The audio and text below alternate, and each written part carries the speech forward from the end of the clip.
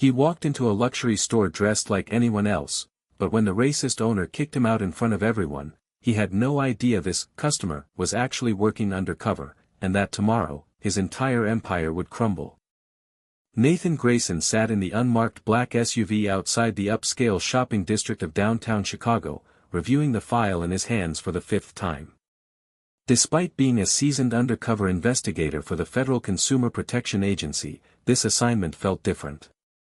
Not because of the target, another luxury store suspected of racial discrimination, but because of how brazenly it operated, as if the law didn't apply behind its polished glass walls and velvet ropes. The store, Delacroix Luxe, catered exclusively to Chicago's wealthiest clientele. Designer labels, imported Italian marble floors, and a reputation for being selective with who they allowed inside. For months, complaints had flooded the agency, black customers ignored, followed, or flat-out removed from the store without reason. Yet, somehow, the owners always denied everything. Until now. Nathan, a 42-year-old black man with a calm demeanor and investigative precision, had been chosen for a reason. He knew how to blend in, observe, and gather evidence without raising alarms. Today, his goal was simple: walk into Delacroix Luxe as a potential customer, browse, and document how he was treated. The glasses he wore had a hidden 4K camera embedded behind the frame. His wristwatch doubled as a live audio transmitter. Every second would be recorded. He glanced in the rearview mirror and adjusted his collar. His outfit was neat, casual, nothing flashy, exactly how any middle-class man might dress for a shopping trip. Not rich, not poor. Just enough to give them a reason to judge. The earpiece crackled. "Agent Grayson, audio check." "You're live," came the voice of Celeste, his partner monitoring the transmission from a nearby van. "Clear," he responded. He stepped out of the car, the sun glinting off the pristine windows of the store ahead. As he crossed the street, a doorman in a tailored suit gave him a glance, not friendly, not hostile, just cautious. Nathan nodded politely and entered. Inside, the air was thick with expensive perfume and quiet jazz. White walls gleamed under designer lighting. Crystal showcases sparkled with jewelry worth more than most homes. A few well-dressed customers browsed slowly, sipping complimentary champagne. Employees stood at designated stations, ready to assist, or interrogate. Nathan walked toward a display of luxury watches. Not 10 seconds passed before he felt it, the eyes. Watching. Assessing. A tall white woman with icy features and a tight bun approached him. Her name tag read Sloane. She smiled, a forced, thin-lipped smile.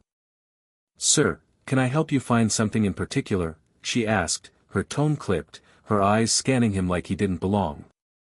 Nathan kept his voice level. "Just browsing, thanks." She lingered. "These watches start at $12,000. He looked at her, then back to the case. "Good to know." From the corner of his eye, he noticed a man step out of a glass office upstairs and begin walking down the stairs slowly, deliberately. Tall, white, gray-haired, wearing a navy suit with gold cufflinks. The infamous owner, Harlow Bettenford III. Nathan stayed still, pretending to examine a timepiece. He knew what was coming, but the reality of it would still be heavy. Still bitter. Still necessary. Let the camera roll. The moment Nathan turned slightly to inspect the price tag on a rose-gold timepiece, he heard the unmistakable click of expensive shoes on marble. Slow. Measured. Commanding. Harlow Bettenford III had descended the staircase like royalty returning to his court. The store quieted just a notch, a natural reaction whenever he appeared. Employees straightened their posture. Clients stepped aside with subtle deference. Nathan remained calm, feigning interest in the display, his fingers lightly brushing the glass as he leaned in. Harlow approached with a practiced smile that didn't reach his cold, calculating eyes. Tall, broad-shouldered, with skin pulled tight by age and pride, he looked every bit the old money tycoon. His cufflinks bore the Bedenford family crest. Everything about him reeked of inherited power, and the assumption that it was permanent. "Is everything all right here?" he asked, though his gaze was fixed on Nathan rather than Sloane. Before she could answer, Nathan turned and extended a polite nod. "All good. I was just looking around." Harlow looked him up and down, not discreetly, but slowly, like he was scanning a barcode.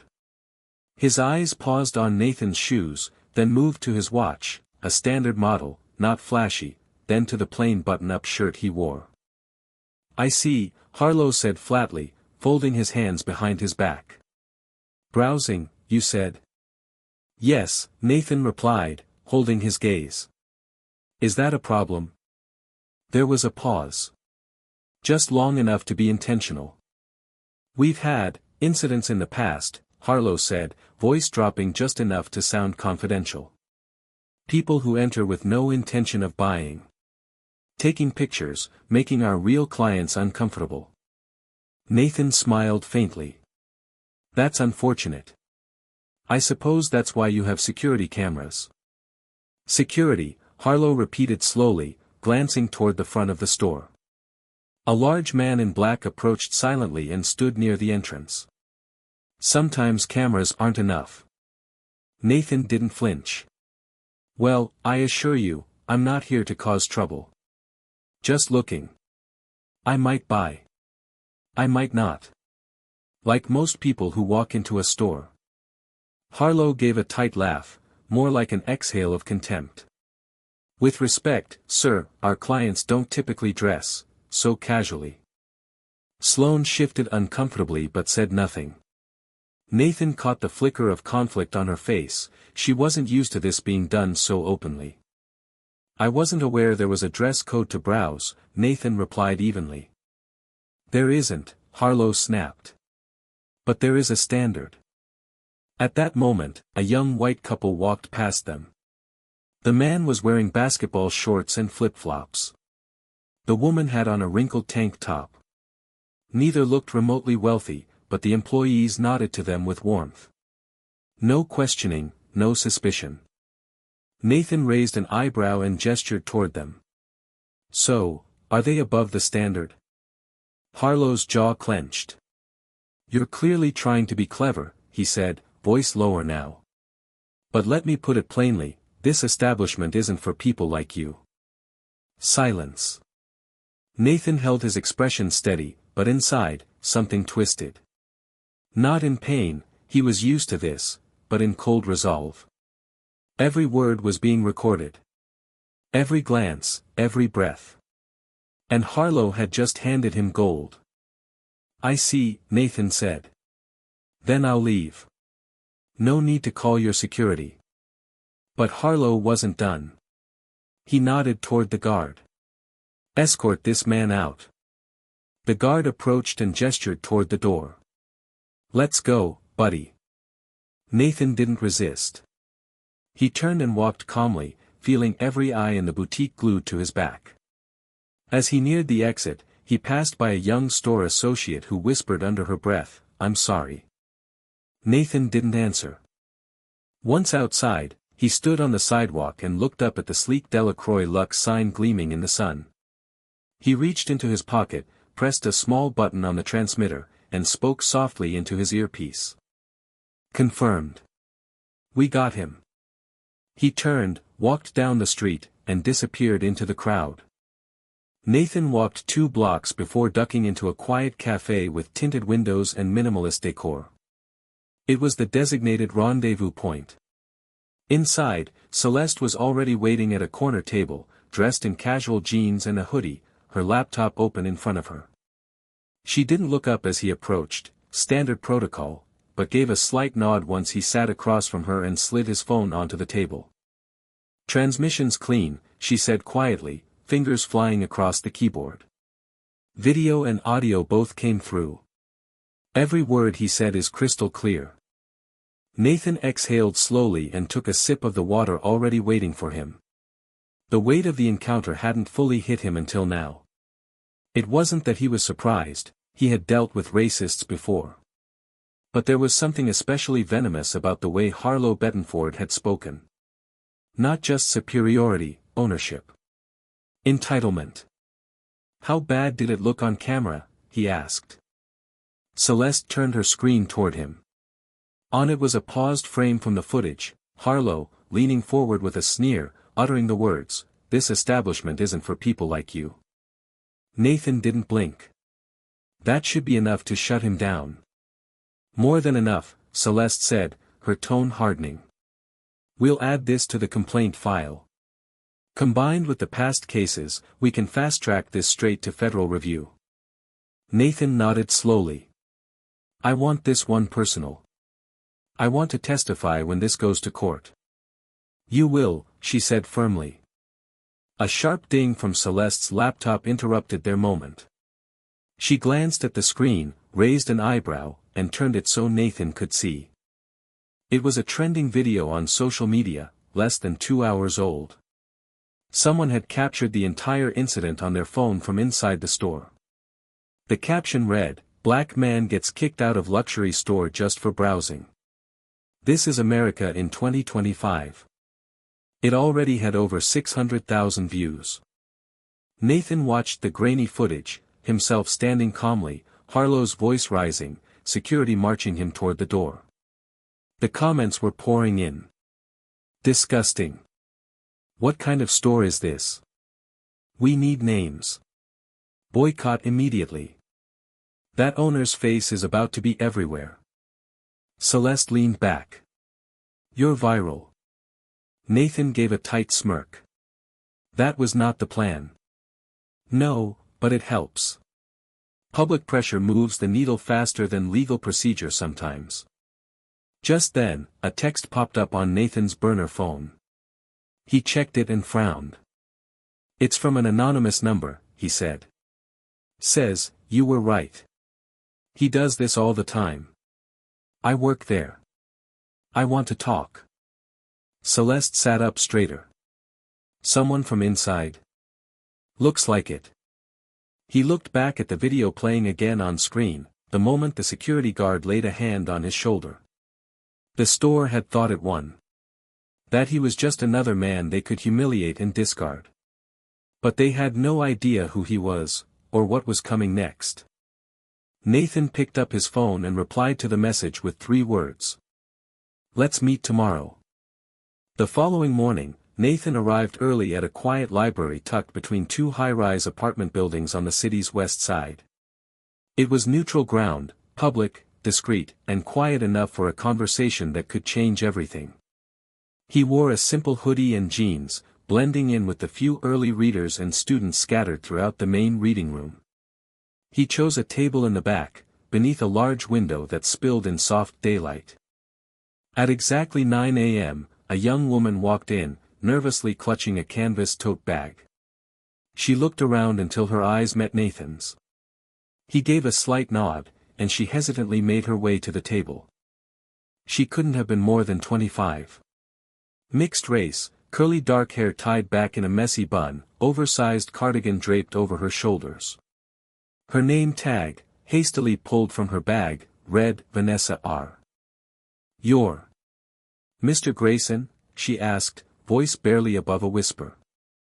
Just Nathan is fine, he said, offering a calm, steady presence. You work at Delacroix Luxe. Vanessa nodded, sitting across from him but glancing around as if afraid someone was watching. I saw what happened, she said, fingers tightening around the tote strap.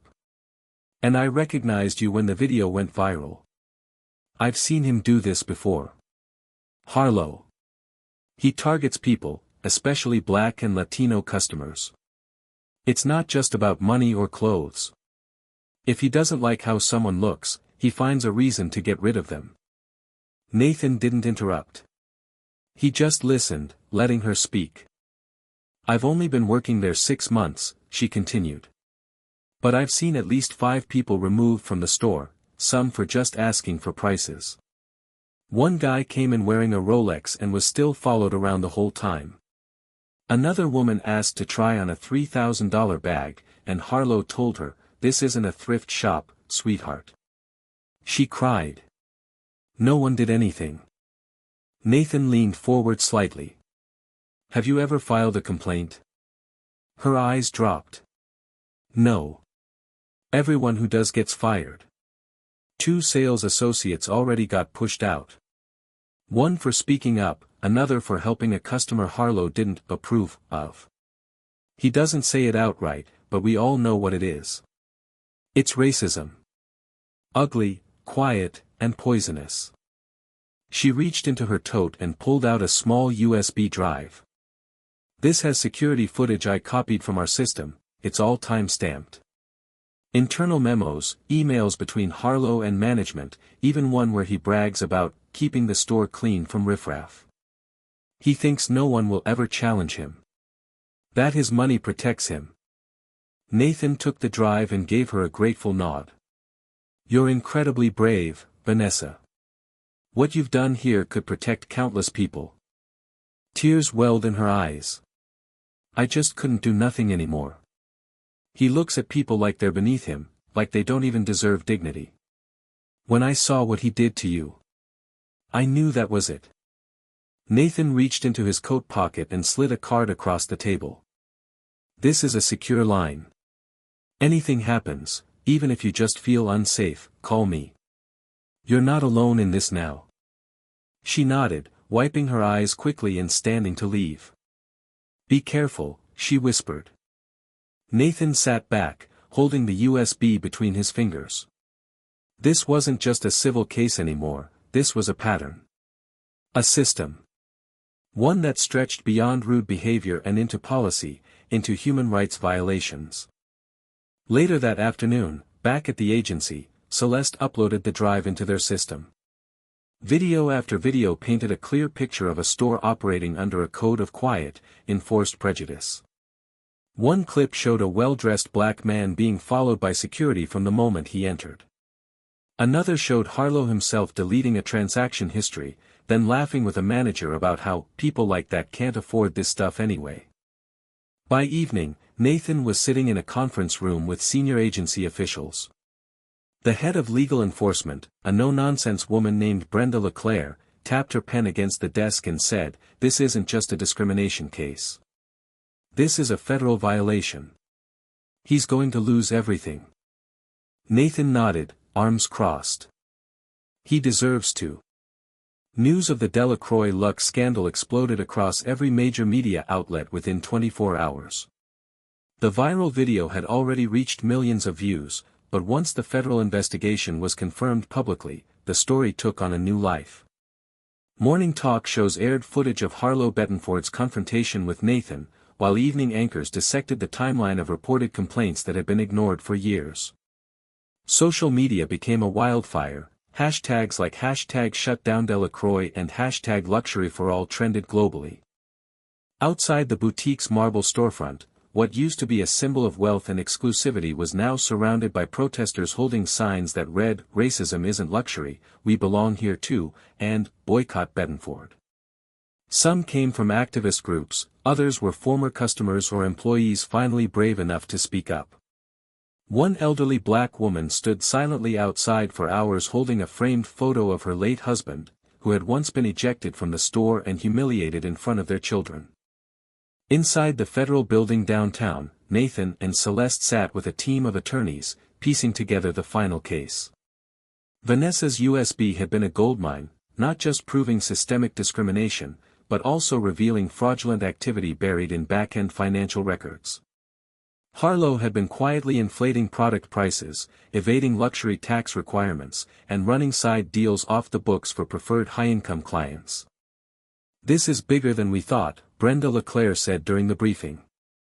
Discrimination was just the surface. This man built a kingdom of corruption disguised as class. Nathan, leaning forward at the conference table, said firmly, "Then it's time we dismantle it." The agency wasted no time.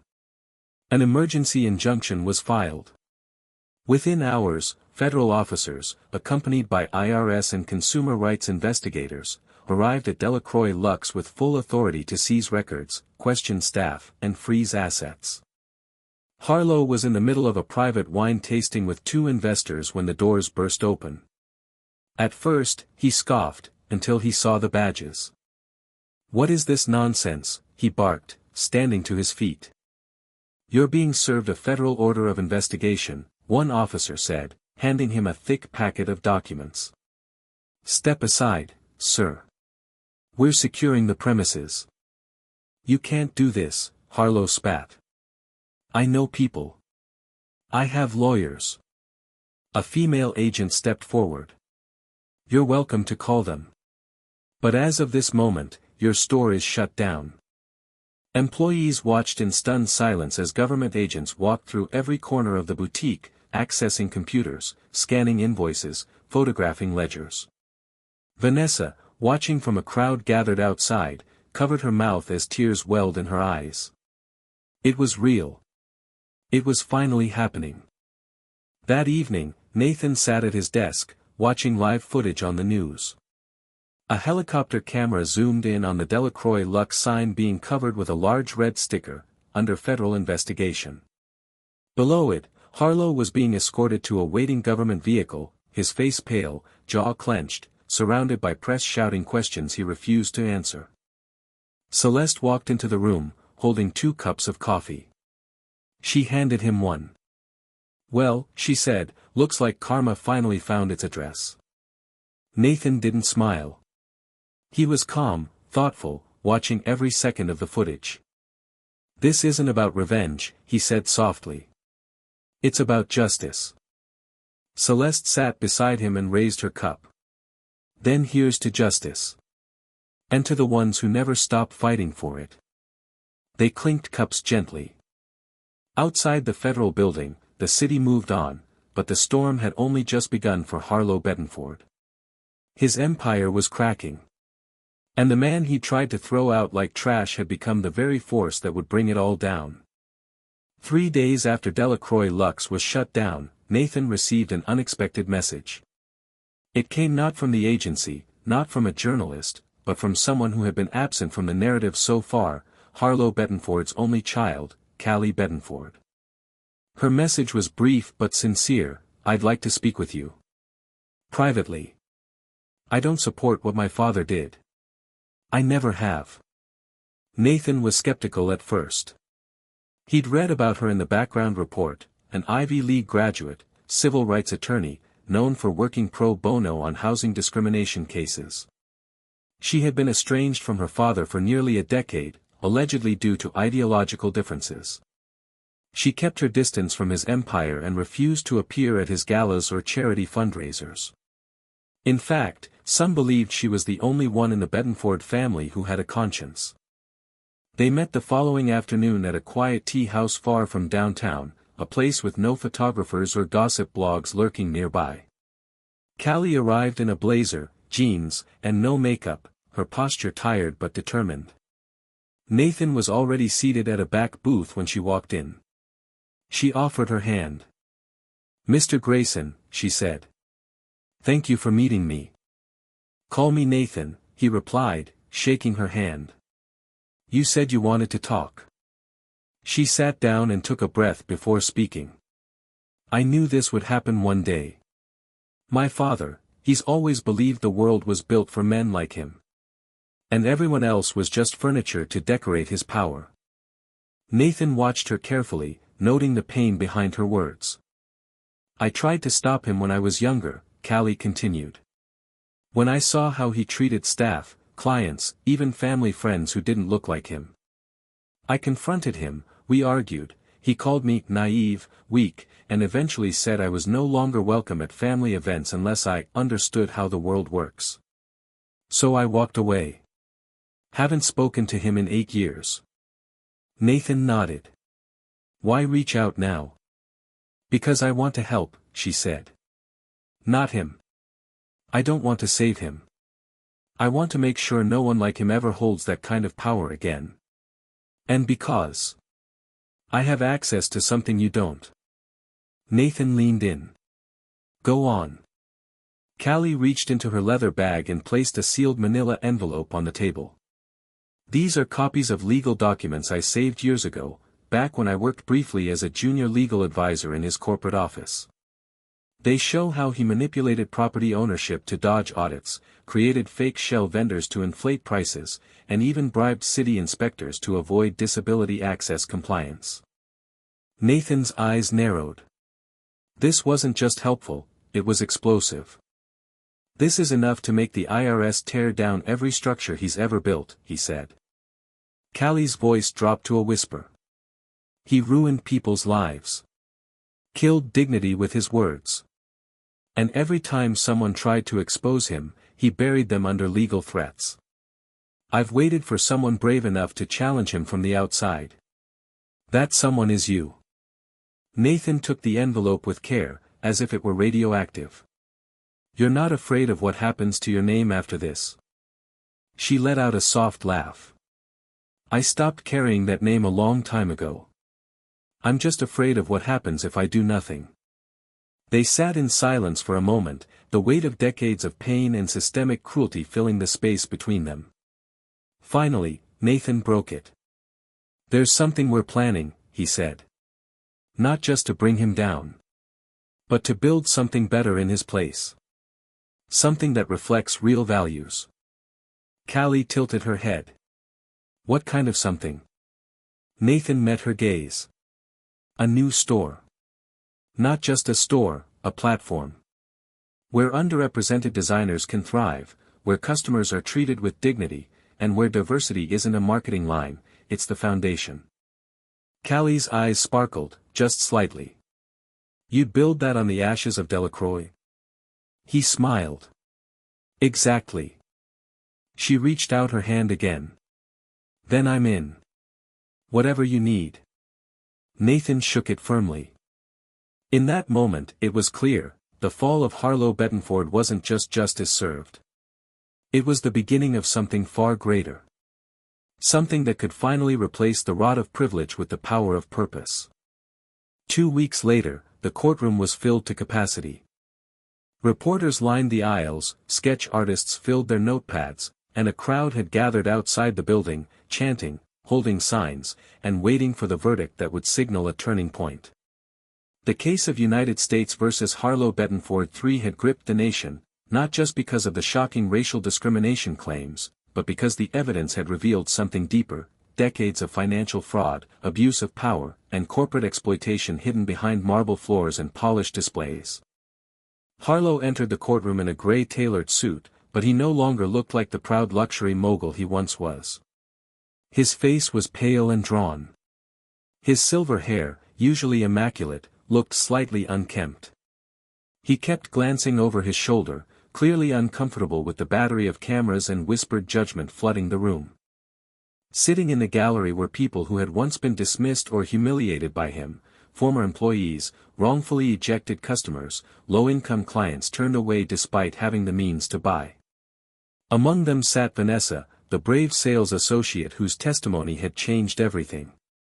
Near her was Callie, Harlow's daughter, now publicly aligned against him.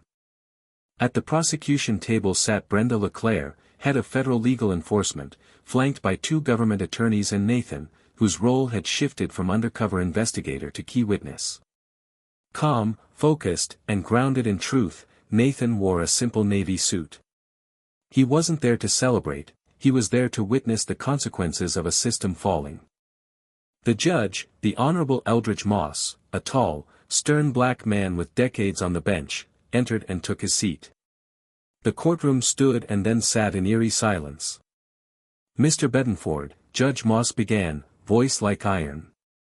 You have been found guilty on all counts: unlawful racial discrimination in a place of public accommodation, tax fraud, financial misrepresentation, and obstruction of federal investigation. Before sentencing, do you have anything to say? Harlow stood slowly. The room braced. I built that store from the ground up, he said, voice shaking slightly. I provided jobs. I created a brand people respected. All this circus, is political. Personal. I may have made some harsh decisions, but I never intended. You may stop right there, the judge interrupted. This court does not measure intent. It measures impact.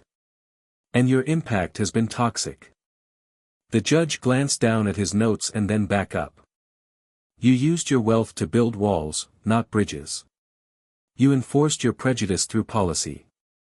You humiliated human beings under the illusion of exclusivity. And when challenged, you doubled down. That ends today. A hush fell as he pronounced sentence. Harlow Bettenford III, you are hereby sentenced to 7 years in federal prison without the possibility of parole. You are also ordered to pay restitution in the amount of $12.6 million, to be distributed among your victims and to several civil rights nonprofits. Gasps echoed across the courtroom. Harlow's face contorted, part disbelief, part rage, part fear. One of the lawyers beside him whispered for him to sit down. He did, shaking slightly. As the judge exited, a quiet applause rose from the gallery. Not celebratory, but grateful. A rare sound of relief in a place so often filled with grief. Outside, the scene was electric. Camera crews swarmed. Protesters cheered. News anchors spoke into their microphones with barely restrained emotion. Nathan exited the courthouse quietly, slipping into a nearby alley where Callie was already waiting. He looked shocked, she said softly. He thought he was untouchable, Nathan replied. They walked side by side toward the edge of the block, away from the noise, where Celeste stood waiting near a black SUV. What now? Callie asked. Nathan paused, then smiled slightly. Now, he said, we build something worth believing in. 6 months later, the corner of West Monroe and Halsted, once home to Delacroix Luxe, looked entirely different. Gone were the pretentious marble columns, the tinted windows, and the velvet ropes. In their place stood a sleek, modern building with wide-open glass doors, warm lighting, and a sign above the entrance that read in bold, elegant letters, Gray and Equal. It wasn't just a name. It was a statement. Nathan stood inside the spacious lobby, dressed in a light blazer and slacks, greeting the first wave of guests. Behind him, sunlight poured through the massive windows, illuminating displays filled with work from underrepresented designers, black-owned brands, indigenous artisans, disabled creators, formerly incarcerated fashion talents. Everything about the space radiated inclusion, from the open concept layout to the bilingual signage and wheelchair-accessible floor plan. There was no security standing stiff by the door. No profiling glances. No silent judgment. Instead, music played softly overhead, a jazz instrumental composed by a blind musician from Detroit. In one corner, a free tea station offered drinks to all visitors, whether they made a purchase or not. Children giggled near a mural wall painted by local students from a neighborhood school. A section in the back even offered free financial workshops every Saturday to help young people learn business skills. Callie Bettenford stood beside Nathan, holding a tablet and smiling as she pointed out key guests to the staff.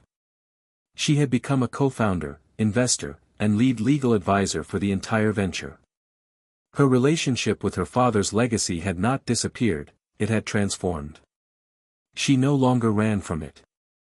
She used it to dismantle what had once been a monument to exclusion and turn it into a home for possibility. I still can't believe we turned it around in under half a year, she said, glancing at the crowd gathering inside. Nathan chuckled. Believe it. This isn't a boutique anymore. It's a movement. Celeste approached with a clipboard and a grin. Local media's outside. They want a quote. Nathan looked toward the wide glass entrance. Through it, he saw people of every background walking in, welcomed as equals. No velvet rope. No judgment. Just a place where dignity had no price tag. He turned back to Celeste. Tell them we built this store for everyone who was ever told they didn't belong. And now, they do. At 12 p.m. sharp, they held a ribbon-cutting ceremony. Vanessa, the whistleblower who had risked everything, was honored as the first guest of the day. She stood beside Nathan as he handed her a pair of scissors. This is your victory too, he said quietly. She nodded, eyes glassy, and together they cut the ribbon. Applause erupted. Inside, shoppers browsed freely, staff smiled without pretense, and the air no longer smelled of cold exclusion but of something real, hope.